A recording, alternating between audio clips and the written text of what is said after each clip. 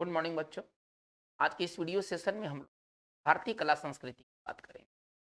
पिछले कुछ वर्षों से जीएस के प्रश्न पत्र में भारतीय कला संस्कृति से संबंधित सवालों की संख्या बढ़ते जा रही है। ये भारतीय कला संस्कृति के जिस टॉपिक की आज हम लोग चर्चा करेंगे वो होगा भारत में यूनेस्को के धरोहर। ठीक है ना। देखिए, दुनिया भर में जो भी महत्वपूर्ण स्थल हैं इनको धरोहर के रूप में शामिल करना होता है, वो काम करता है यूनेस्को। यूनेस्को जो है वो विश्व के महत्वपूर्ण स्थलों जिनका कुछ महत्व हो, वो महत्व सांस्कृतिक हो सकता है, ऐतिहासिक हो सकता है, वैज्ञानिक हो सकता है या कोई और इसका महत्व हो सकता है। वैसे स्थलों को यूनेस्को जो है वो लिस्ट करती है तो अपने धरोहर के रूप में। तो भारत में हम उन स्थलों की आज चर्चा करेंगे जो कि यूनेस्को द्वारा चयनित स्थल हैं। ठीक है ना। इनको विश्व के धरोहर के रूप में शामिल किया गया है। तो चलिए देखते हैं कि पहले यूनेस्को के बारे में पहले हम कुछ जानकारी लेते हैं, कुछ बेसिक जानकारी लेते हैं। यूनेस्को क्या है? यूनेस्को यूएनओ की एक संस्था है। ठीक है ना। जिसका कार्य क्या है? जिसका कार्य है शैक्षणिक, वैज्ञानिक, सांस्कृतिक रूप से चीजों को बढ़ावा देना। ठीक है ना। और इस माध्यम से विश्व में शांति लाना। तो यूनेस्को का जो गठन जो हुआ, यूनेस्को एक यूएनओ की संस्था है। इसका जो गठन जो काल है, ठीक है ना, वो बहुत ही इंपॉर्टेंट है। कई परीक्षाओं में यूनेस्को से संबंधित सवाल आते हैं। ठीक है। इसका जो गठन वर्ष है यूनेस्को का, वो है आपका 16 नवंबर, ठीक है ना, 1945 का इसका गठन किया गया। पहले इसके बारे में थोड़ा सा हम लोग बेसिक जानकारी ले लेते हैं। 16 नवंबर 1945 को इसका गठन किया गया। ठीक है। भारत जो हुआ, भारत इसका जो सदस्य बना, तो भारत इसमें शामिल हुआ 4 नवंबर, ठीक है ना, 1946 को भारत इसमें शामिल हुआ। यूनेस्को का जो मुख्यालय है, इसका जो मुख्यालय है वो पेरिस में है। ये मुख्यालय वाली बात अक्सर आता है। ठीक है ना। इसका जो मुख्यालय है वो पेरिस में है। और इसके कुल सदस्यों की संख्या जो है, जो कुल सदस्य हैं इसके पूर्णकालिक सदस्य, आप ऐसे समझे, इसके जो पूर्णकालिक सदस्य हैं उसकी संख्या जो है अभी के समय तक 193 है। ठीक है ना। इसके पूर्णकालिक सदस्य हैं। और जो सहयोगी सदस्य हैं उनकी संख्या 12 है। जो सहयोगी सदस्य हैं उनकी संख्या जो है वो 12 है। तो ये यूनेस्को के बारे में ये मूलभूत बात हो गई। चलिए, यूनेस्को का पूरा नाम क्या है? ये तो बहुत एब्रिविएशन हम लोग लेके चल रहे हैं यूनेस्को। इसका जो पूरा नाम है वो इस तरह से लिखा जाएगा। अंग्रेजी में लिखे तो इस तरह से लिखेंगे, यूनाइटेड नेशंस। यूनाइटेड नेशंस, ठीक है ना। ई फॉर एजुकेशनल, एजुकेशनल, ठीक है ना। S for scientific, S for scientific and cultural organisation, and cultural organisation. ये तो यूनेस्को का पूरा नाम हो गया। ठीक है ना। अगर इसका हिंदी अगर रूपांतरण किया जाए तो क्या निकल कर आएगा? संयुक्त राष्ट्र, संयुक्त राष्ट्र। यूनेस्को का पूरा नाम क्या होगा? शैक्षणिक, चलिए, वैज्ञानिक एवं सांस्कृतिक संगठन, एवं, या एवं नहीं भी दे सकते हैं, चलिए, सांस्कृतिक संगठन। तो ये यूनेस्को का मेन काम क्या है ना? ये ऐसे धरोहरों को, ऐसे स्थलों को इनलिस्ट करती है जिनका अपना कोई ना कोई महत्व है। भारत के 40 स्थलों को अभी तक यूनेस्को द्वारा चयनित किया गया है। दुनिया में सर्वाधिक जो है वो इटली में विश्व विरासत स्थल है। ठीक है ना। जो कि भारत में इसकी संख्या 40 है। तो विश्व में सबसे अधिक विरासत स्थल रखने वाला देश कौन सा है? इटली। बहुत इंपॉर्टेंट बात है। ठीक है ना। इटली जो है ये सर्वाधिक सर्वाधिक विरासत स्थल रखने वाला देश है। विरासत स्थल इसमें जो है अभी के डेट तक में 58 स्थल जो है अभी के डेट में है। ठीक है ना। तो विश्व इटली जो है वो सर्वाधिक विरासत स्थल है ना वाला देश है। आप ऐसे समझिए, वाला देश है। भारत में ये जो संख्या है अभी 40 में है।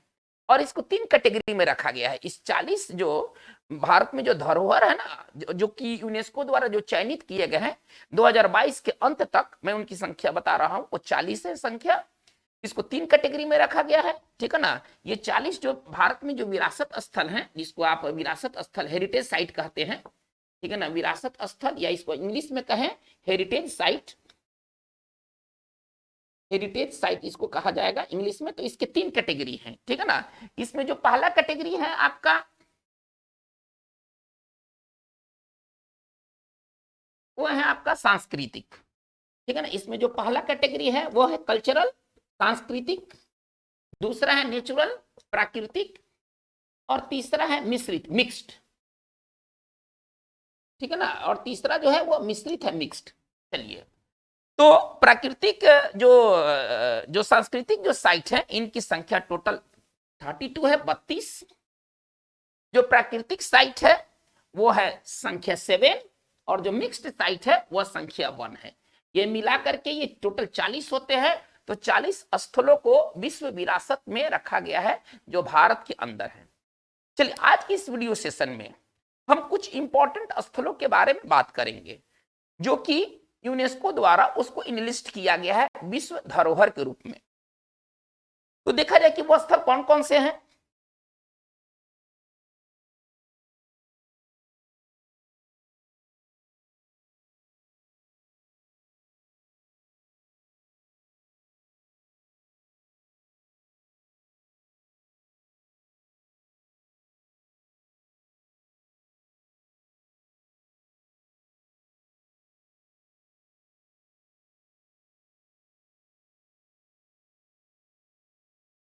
देखिए, सबसे पहले 1983 ईस्वी को भारत के अजंता की गुफाएं, एलोरा की गुफाएं, आगरा के किला और ताजमहल को ना विश्व विरासत स्थल में स्थान दिया गया। ये सभी सांस्कृतिक स्थल हैं जिनके अपने सांस्कृतिक महत्व हैं। तो आज की इस वीडियो सेशन में 1983, 1984, 1986, 1989 और 1993 से जुड़े हुए जो भी प्रमुख विरासत स्थल हैं भारत के अंदर, हम उनकी चर्चा करेंगे। तो 1983 में जिन जगहों को चुना गया, जिन स्थलों को चुना गया विरासत स्थल के रूप में, वो इस प्रकार से हैं। 1983 में सिलेक्ट किया गया सबसे पहले अजंता की गुफा, एलोरा की गुफा,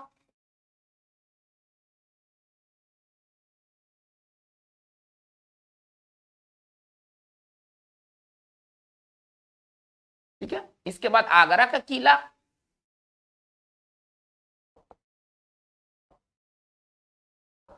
और ताजमहल, और फिर इसके बाद आया ताजमहल। चलिए, इसके बाद 1984 में अगर हम बात करते हैं तो 1984 में 2 स्थलों को चयनित किया गया यूनेस्को द्वारा। वो स्थल थे सूर्य मंदिर कोणार्क,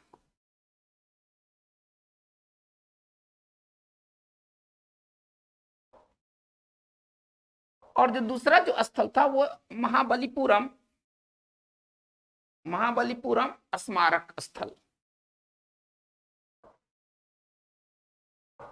चलिए, जो 1986 में जिन जगहों को चुना गया विश्व विरासत में, वो आपके हैं हम्फी के, वह हम्फी के स्मारक समूह। चलिए, खजुराहो के मंदिर समूह। चलिए, फतेहपुर सिकरी,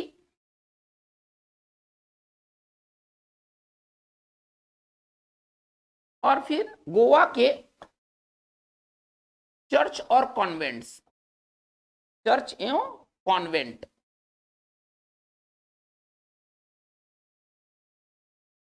चलिए, 1987 में जिन जगहों को चुना गया उनमें थे पटडक्कल के स्मारक समूह,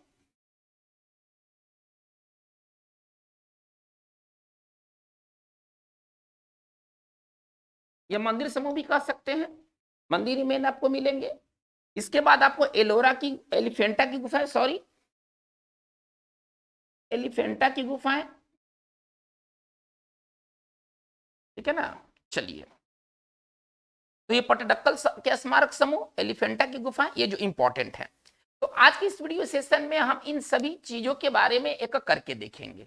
ठीक है ना। चलिए, तो सबसे पहले हम बात करते अजंता की गुफाओं के बारे में। एक एक लेके चलेंगे, एक एक को देखेंगे, इनके बारे में जो इंपॉर्टेंट बात है उनको देखा जाएगा।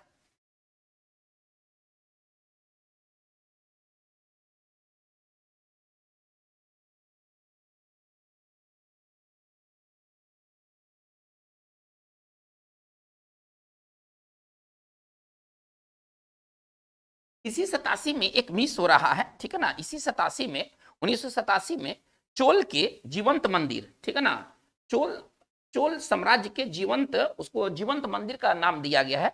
चोल के जीवंत मंदिर को भी विश्व विरासत में रखा गया। चोल के महान जो जीवंत मंदिर है उसको भी विश्व विरासत में रखा गया। इसके बाद थोड़ा सा और बात कर लिया जाए।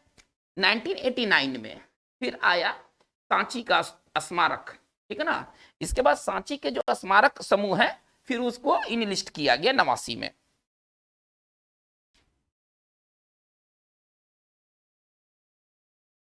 सांची का स्मारक समूह।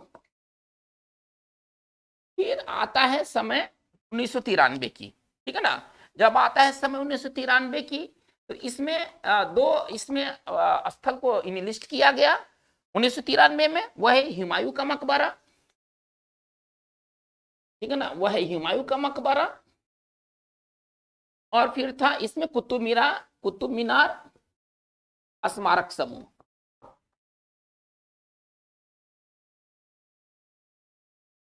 तो चलिए अब हम लोग अपने बिजनेस की ओर लौटते हैं। ये तो सारा परिचय था कि स्मारक समूह में कौन कौन से स्मारक समूह भारत के अंदर हैं। तो आज की इस वीडियो सेशन में हम इतने सारे मतलब धरोहर को देखेंगे, ठीक है ना। इसके बाद वाले वीडियो सेशन में जितने शेष बच गए हैं हम उनको फिर लेके चलेंगे। तो सबसे पहले हम लोग बात करते हैं अजंता के बारे में।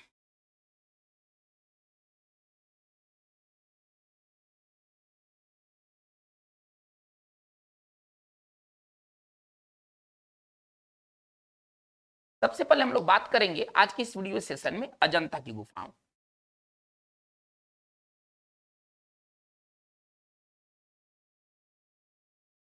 इसके बारे में जो मुख्य बातें हैं वो पहले उसको लेके चलेंगे। देखिए, अजंता की जो गुफाएं हैं ये वगोरा नदी के किनारे स्थित है, ठीक है ना। इसके पास एक नदी बहती है, ठीक है ना, और इसका नाम है वगोरा नदी, ठीक है ना।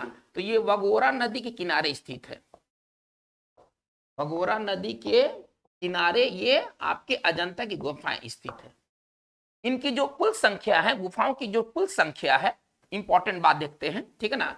इनकी जो कुल संख्या है वो आपकी 29 है। कुल संख्या जो है वो 29 है। और ये 29 के जो 29 गुफाएं हैं इनका संबंध बौद्ध धर्म से है, ठीक है ना। ये हिंदू धर्म से, जैन धर्म से इनका कोई संबंध नहीं है। इनका संबंध जो है ना वो बौद्ध धर्म से है।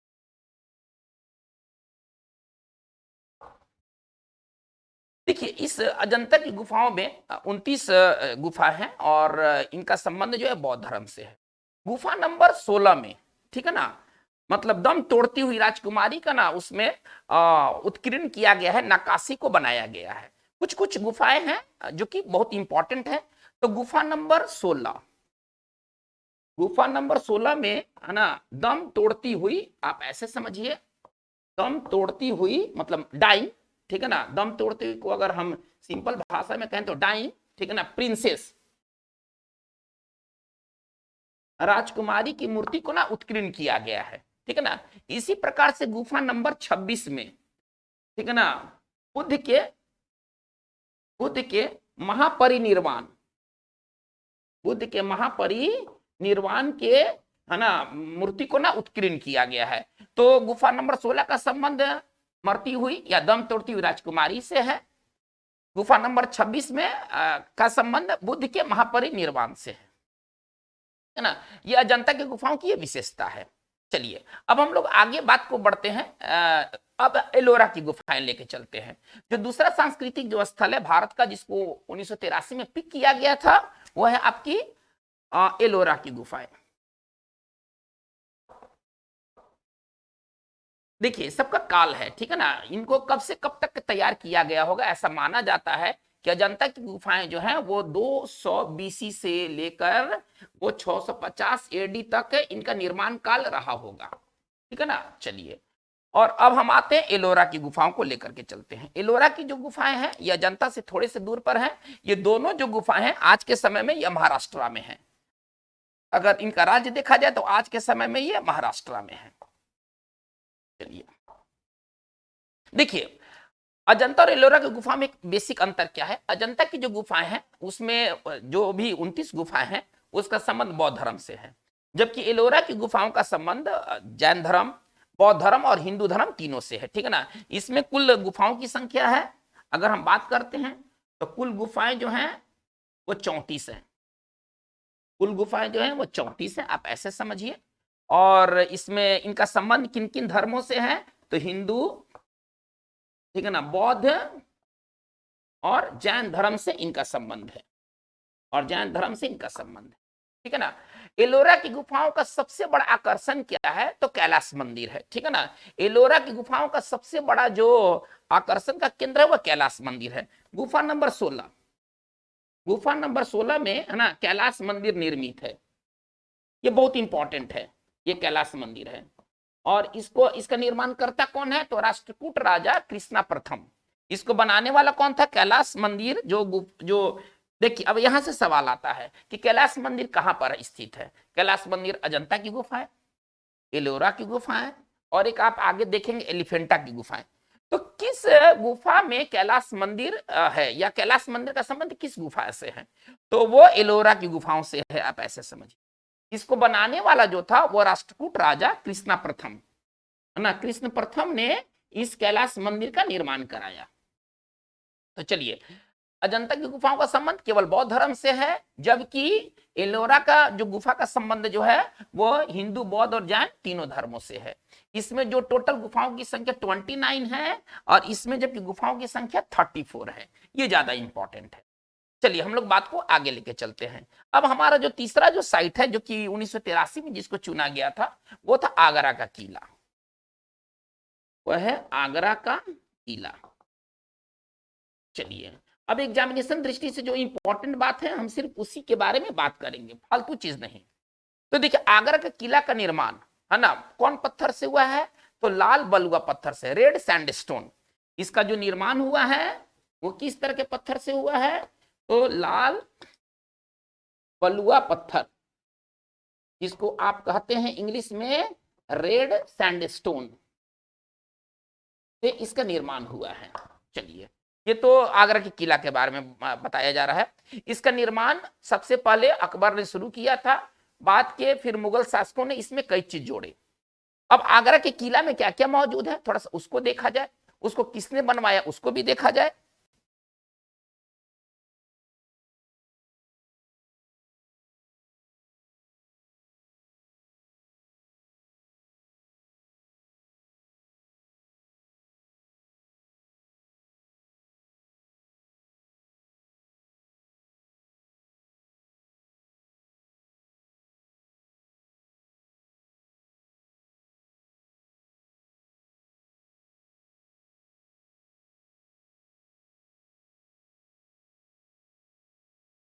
आगरा के किला में कुछ बिल्डिंग्स हैं, जैसे कि जहांगीरी महल है, दीवाने आम, दीवाने खास, मोती मस्जिद, ये सब आगरा के किले में शामिल है, ठीक है ना। तो आगरा के किले में क्या क्या है पहले उसको देखते हैं। तो आगरा के किले में जो शामिल जो स्ट्रक्चर है, बिल्डिंग कह लीजिए, स्ट्रक्चर कह लीजिए, मॉन्यूमेंट कह लीजिए, ठीक है ना। तो आगरा के किले में क्या क्या है, चलिए इसमें है जहांगीरी महल, इसमें है दीवाने आम, इसमें है दीवाने खास, इसमें जो है सॉरी दीवाने आम और दीवाने खास,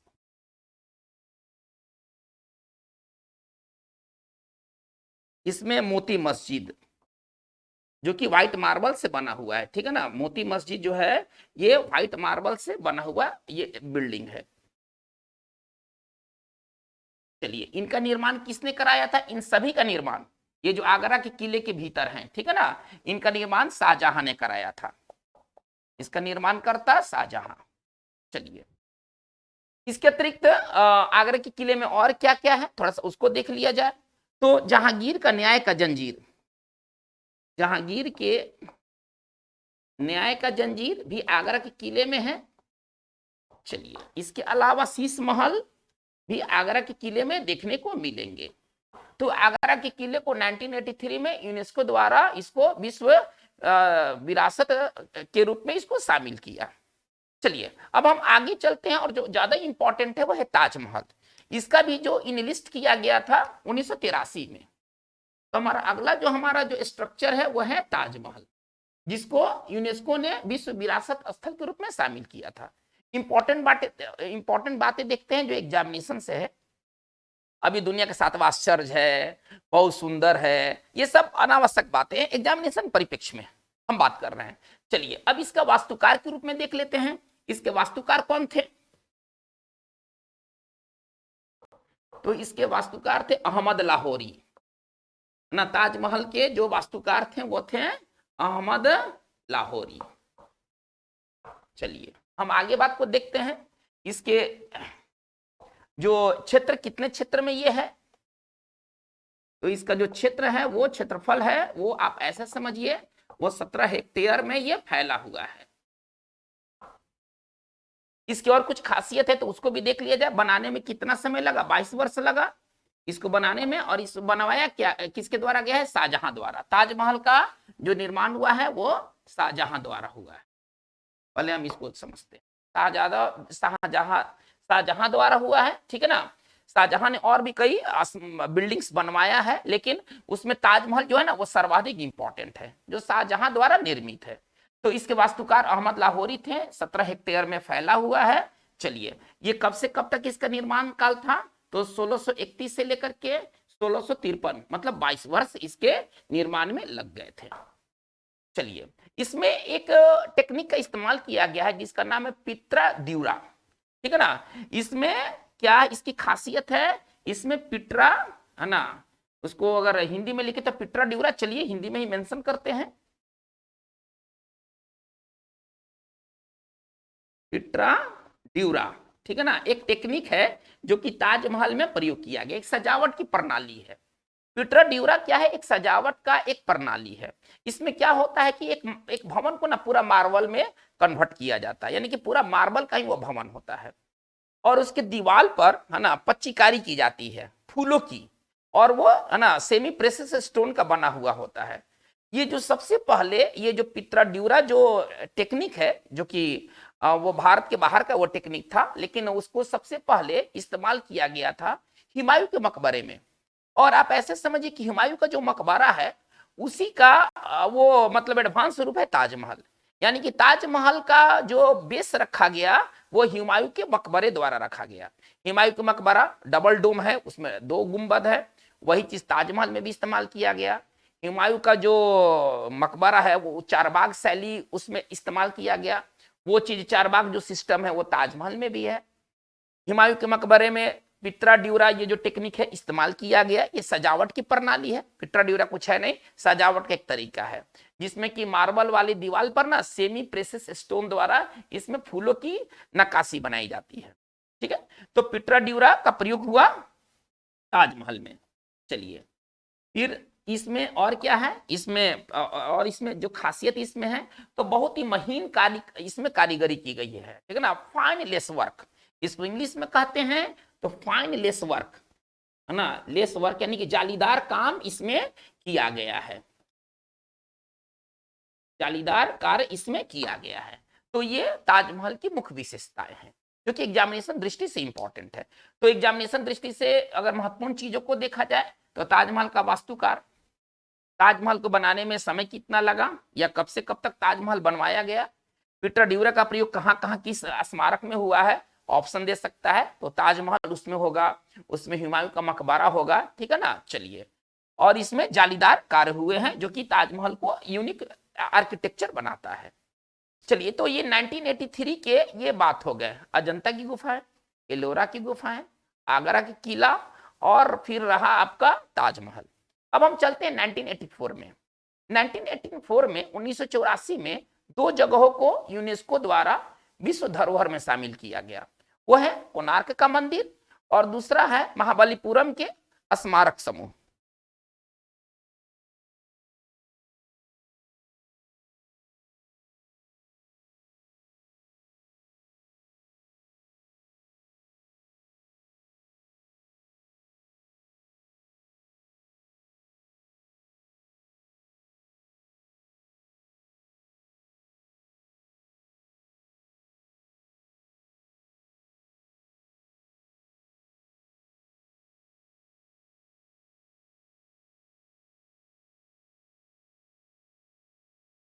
चलिए 1984 में दो चीजों को लिया गया, ठीक है ना, मतलब विश्व धरोहर के रूप में।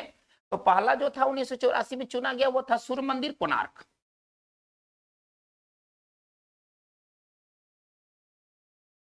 जो कि आज के समय में ये कहाँ है, उड़ीसा में है। आज के समय ये भारत के किस राज्य में है, उड़ीसा में है। चलिए ये सूर्य मंदिर, जो कोणार्क का सूर्य मंदिर है, इसका एक और नाम है ब्लैक पैगोडा, ठीक है ना। इसके बारे में कुछ इंपॉर्टेंट बातें देख लेते हैं। कोणार्क के सूर्य मंदिर को ब्लैक पैगोडा भी कहा जाता है, ठीक है ना। पहले के समय में इसको ब्लैक पैगोडा भी इसको कहा जाता था, ठीक है ना। एक नाम है जो कि सूर्य मंदिर कोणार्क को नाम दिया गया था। इसके निर्माणकर्ता कौन थे, तो गंगवंश के राजा नरसिंह देव, बहुत इंपॉर्टेंट, नरसिंह देव प्रथम थे। गंगवंश के राजा नरसिंह देव प्रथम थे। चलिए इसमें क्या विशेषता है, तो ये जो मंदिर है ना, रथनुमा मंदिर है, आप ऐसा समझिए, ये कि यानी कि एक मंदिर को रथ पर ही बनाया गया है, ठीक है ना। रथ पर ही बनाया गया है, जिसमें कि 12 जो पहिए हैं वो दोनों तरफ है, लेफ्ट और राइट, और आगे से 7 घोड़े को मंदिर को खींचते हुए दिखाया गया है। यह मंदिर चूंकि अब बहुत स्पष्ट है कि किस देवता को यह समर्पित मंदिर है, तो यह मंदिर जो है ना सूर्य देवता को समर्पित मंदिर है। चलिए ये तो सूर्य मंदिर कोणार्क के बारे में बात हो गया। सबसे इंपॉर्टेंट बात क्या है इसमें, अगर एग्जामिनेशन दृष्टि से देखा जाए तो इसको ब्लैक पैगोडा भी कहा जाता था पहले, और इसके जो निर्माणकर्ता थे नरसिंह देव प्रथम, ये भी बहुत इंपॉर्टेंट है।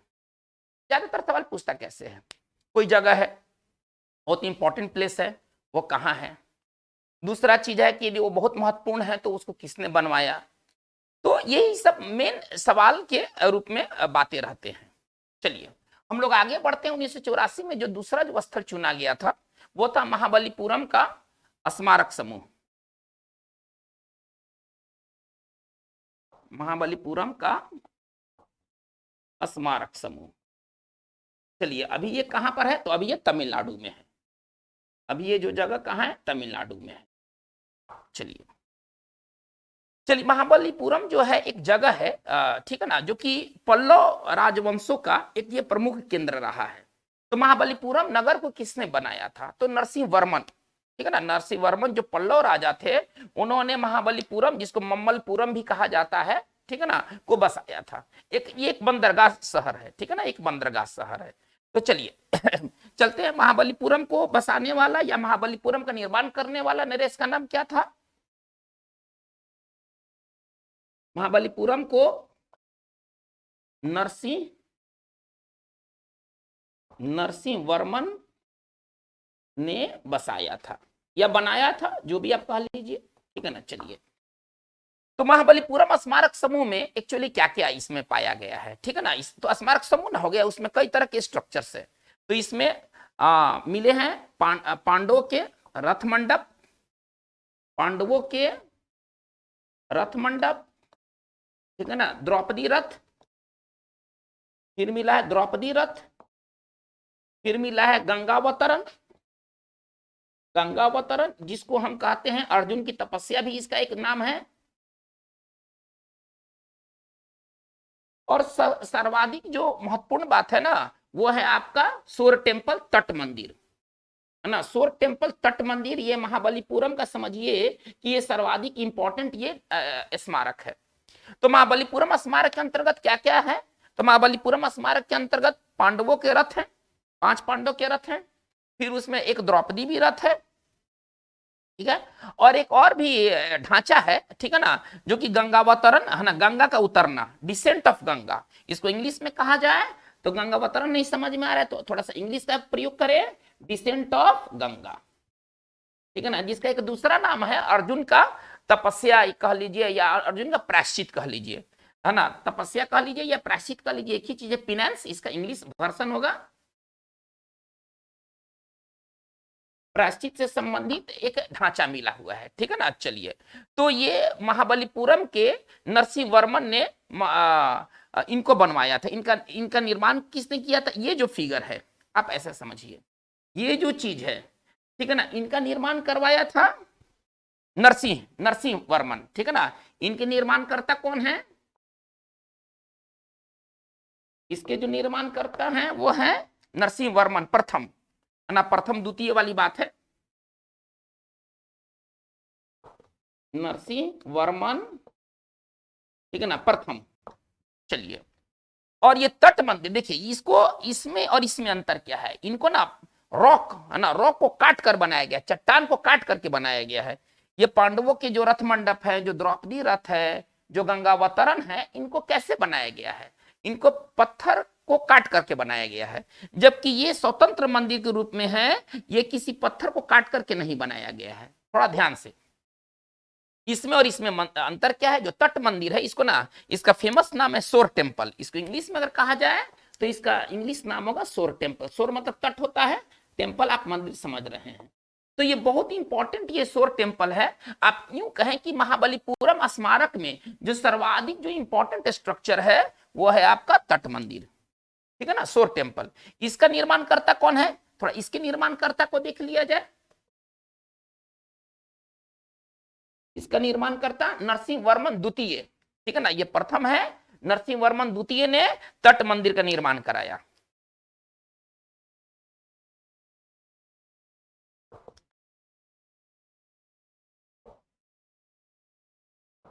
चलिए, ये जो तट मंदिर है ये भगवान शिव का है, ठीक है ना। ये जो तट मंदिर का संबंध किससे है, तो तट मंदिर का संबंध जो है वो भगवान शिव से है। चलिए, तो ये महाबलीपुरम के स्मारक स्थल के बारे में बात हुई। क्या हम लोगों ने देखा, महाबलीपुरम को किसने बसाया, तो ये पल्लव नरेश थे, ठीक है ना। ये नरसिंह वर्मन जो थे ना, ये पल्लव किंग थे, ठीक है ना। तो महाबलीपुरम को बसाने का काम नरसिंह वर्मन ने किया था। एक बंदरगाह है ना, अपने समय का ये बहुत ही फेमस साइट था बंदरगाह के तौर पर, ठीक है, महाबलीपुरम। इसके स्मारक समूह में क्या क्या है, तो इसके स्मारक समूह में पांडवों का रथ मंडप है, द्रौपदी रथ है, ठीक है ना। अर्जुन की प्रायश्चित या तपस्या वाला भी एक फिगर है, रथ है, आप उसको मान के चलिए, ठीक है ना। 7 इसमें रथ हैं, तो 5 ये हो गए, 5 पांडव, 6 द्रौपदी और 7 जो है ना गंगावतरण, यानी कि टोटल 7 रथ मतलब कि इसमें स्ट्रक्चर पाए गए हैं। 7 रथ मंदिर समझ लीजिए इसको आप, है ना। 7 रथ मंदिर का इसमें स्मारक समूह में वर्णन है, ठीक है ना। और जो अलग से है वो है तट मंदिर। तट मंदिर का निर्माण कराया था नरसिंह द्वितीय ने, जबकि इनका जो निर्माण हुआ था वह नरसिंह वर्मन प्रथम द्वारा हुआ था। चलिए, हम लोग बात को आगे लेके चलते हैं।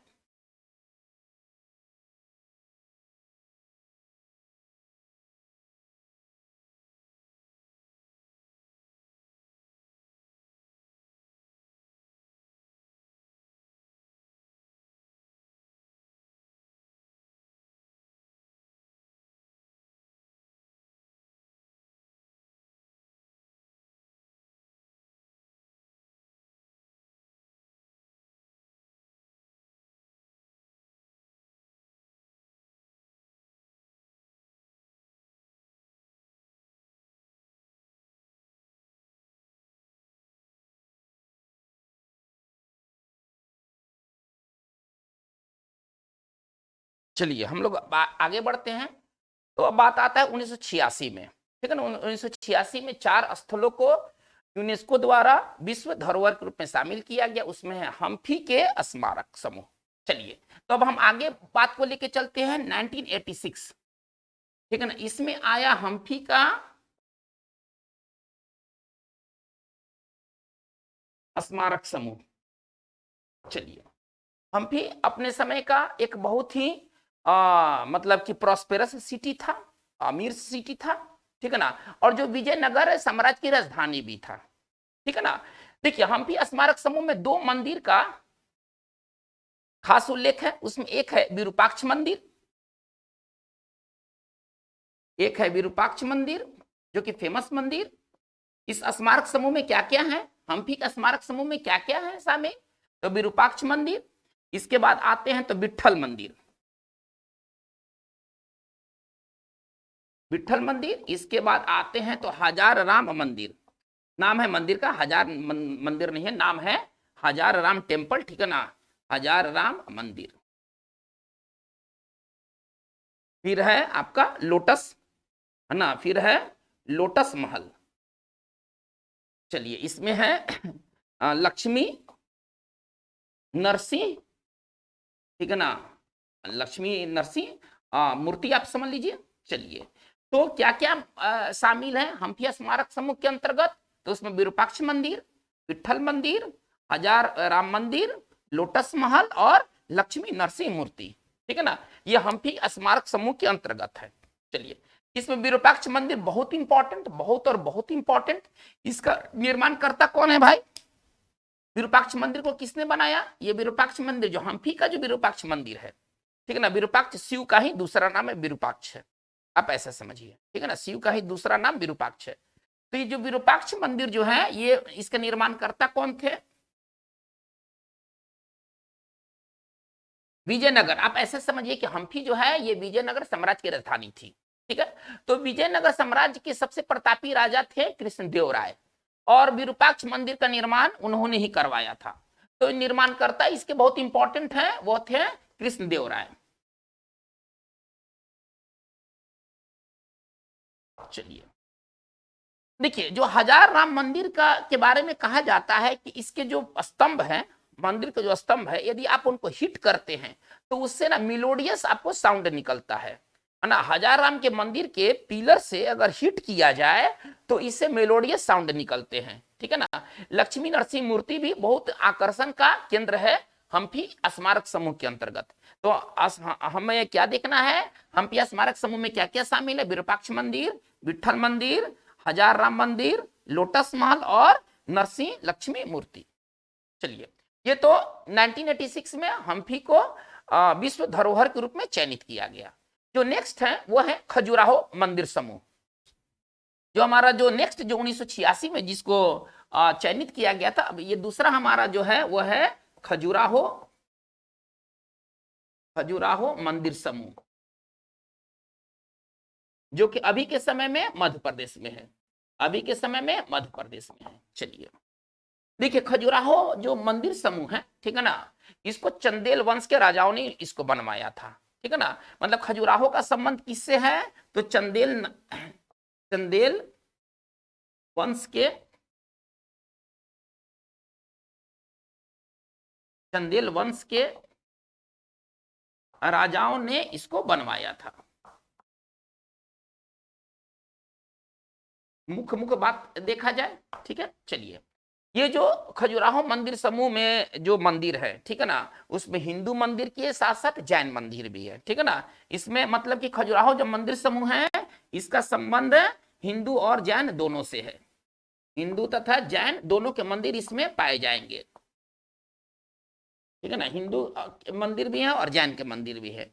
देखिए, खजुराहो मंदिर समूह में सर्वाधिक जो महत्वपूर्ण मंदिर है, जो आपको एग्जामिनेशन दृष्टिकोण से जानना है, वह है कंदरिया महादेव का मंदिर। सर्वाधिक महत्वपूर्ण मंदिर है। ठीक है ना, इसमें तो कई मंदिर हैं, लेकिन सर्वाधिक जो महत्वपूर्ण मंदिर है वो है कंदरिया महादेव के मंदिर।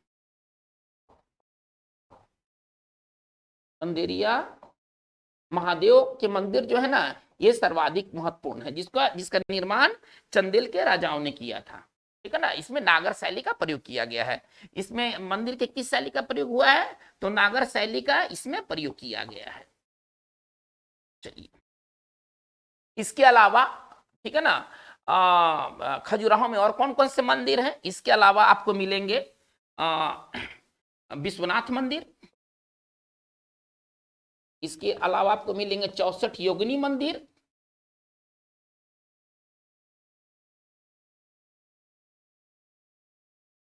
चलिए, ये सभी मंदिर हिंदू धर्म से संबंधित है।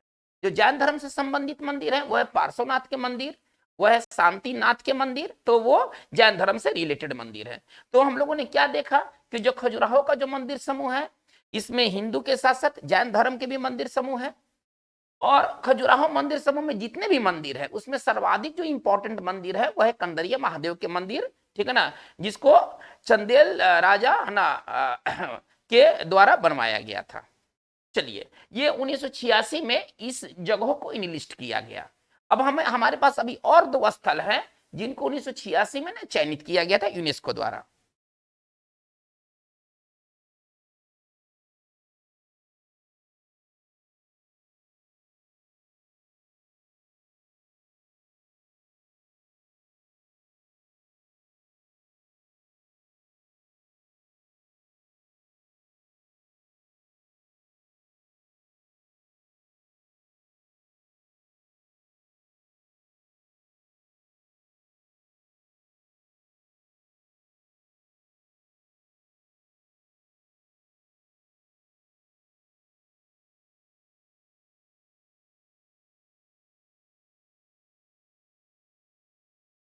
चलिए हम आगे चलते हैं। जो तीसरा साइट है, ठीक है ना, जिसका संबंध 1986 से है, वह फतेहपुर सीकरी।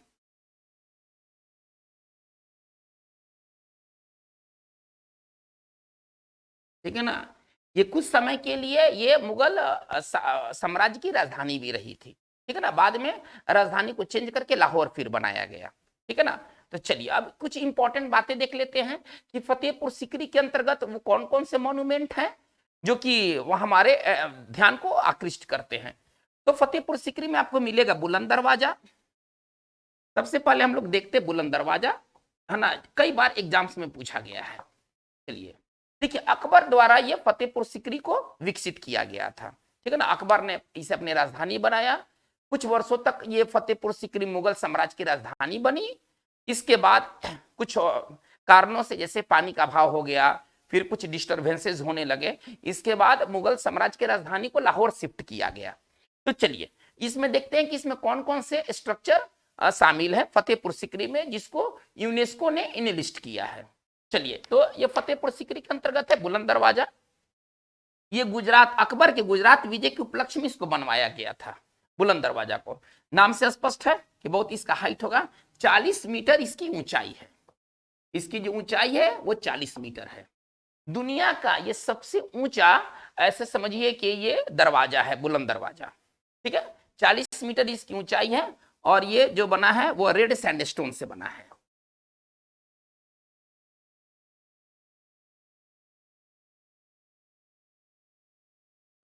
ये लाल बलुआ पत्थर से ये बनाया गया है। ठीक है ना, गुजरात विजय के उपलक्ष्य में, मतलब इसका बहुत इंपॉर्टेंट, ये तो बहुत इंपॉर्टेंट बात है कि ये बुलंद दरवाजा का निर्माण किस उपलक्ष्य में किया गया, तो गुजरात विजय के उपलक्ष्य में बुलंद दरवाजा बनाया गया।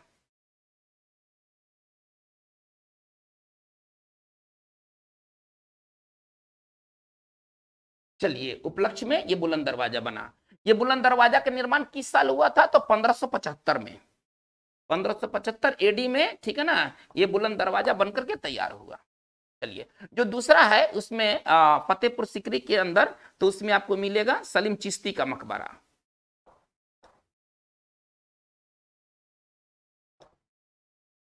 ठीक है ना, जिसका निर्माण हुआ था 1581 में, और ये मार्बल से बना हुआ है। ठीक है ना, ये संगमरमर निर्मित है।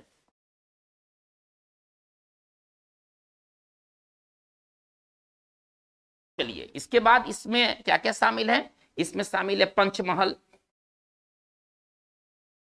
ठीक है ना, चलिए इसमें शामिल है रानी जोधाबाई का महल।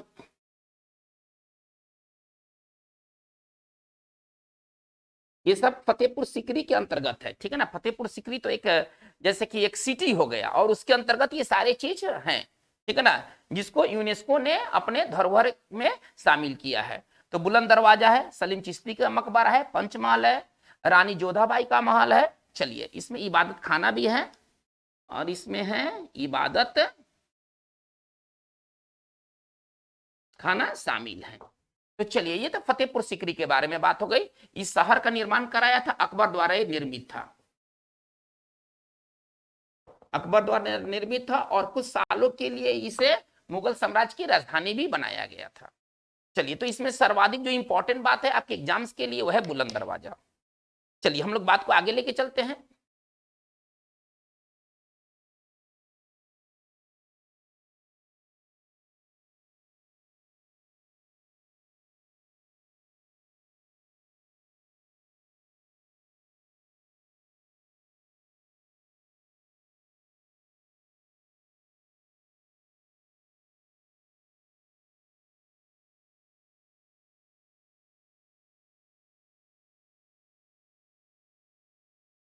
देखिए, इसमें जो नेक्स्ट जो है हमारा जो स्मारक के तौर पर, वह है गोवा के, गोवा के चर्च एवं कॉन्वेंट।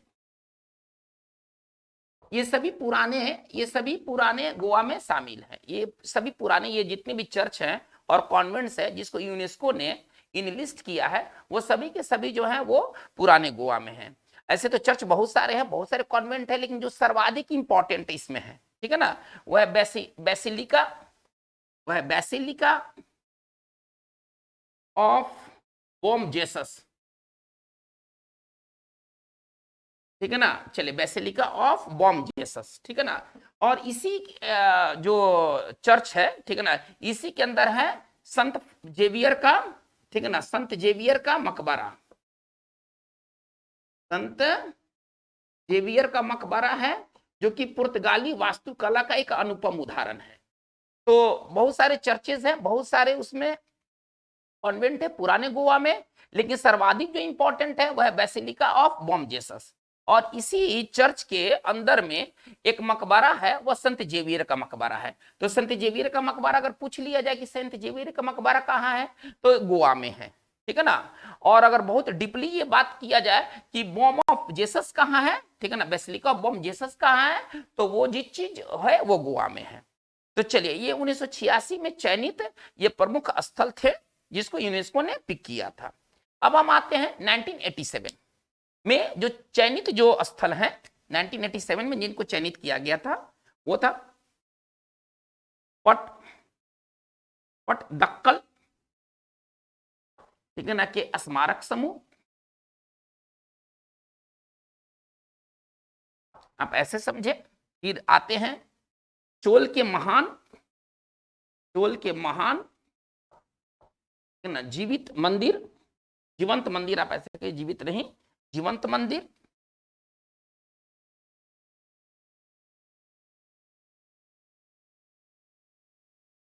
ठीक है ना, ये शामिल है।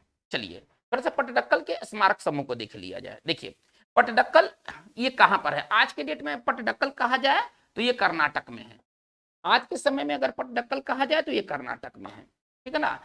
चलिए, अब इसमें बहुत सारे चीज मिले हुए हैं, पटडक्कल स्मारक समूह में बहुत सारे चीज मिले हुए हैं, लेकिन सर्वाधिक जो इंपॉर्टेंट है वह है विरूपाक्ष का मंदिर।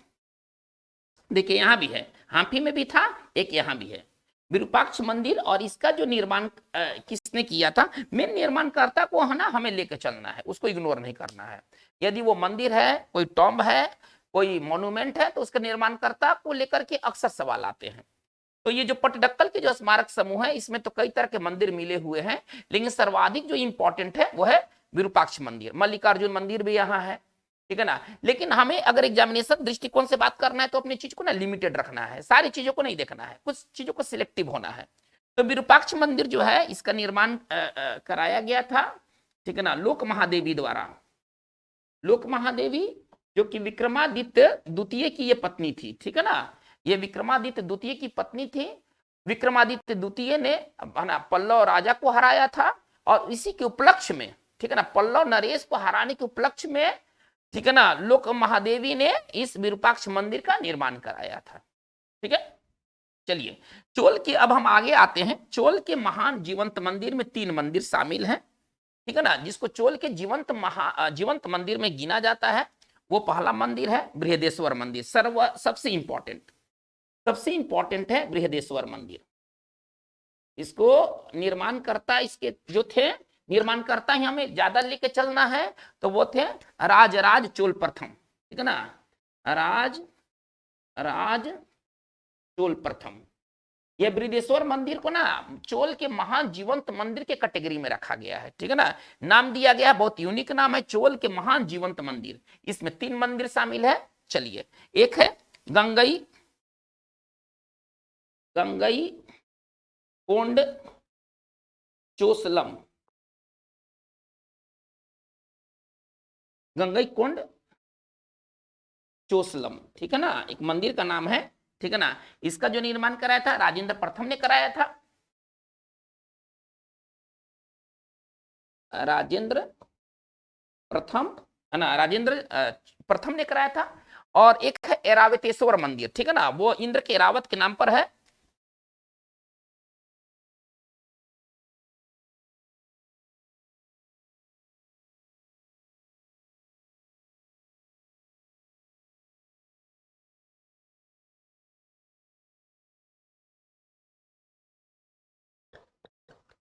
ईश्वर मंदिर, इसको निर्माण, इसके निर्माण करता थे वो राजेंद्र, ये राजेंद्र चोल। इसमें ना सब में चोल आएगा, चोल वंश के थे तो अपने नाम के अंदर ना चोल रखा करते थे। चलिए, अब ये जो इनके निर्माण करता थे वो कौन थे? राजेंद्र चोल द्वितीय, इसके जो निर्माणकर्ता थे राजेंद्र चोल द्वितीय थे।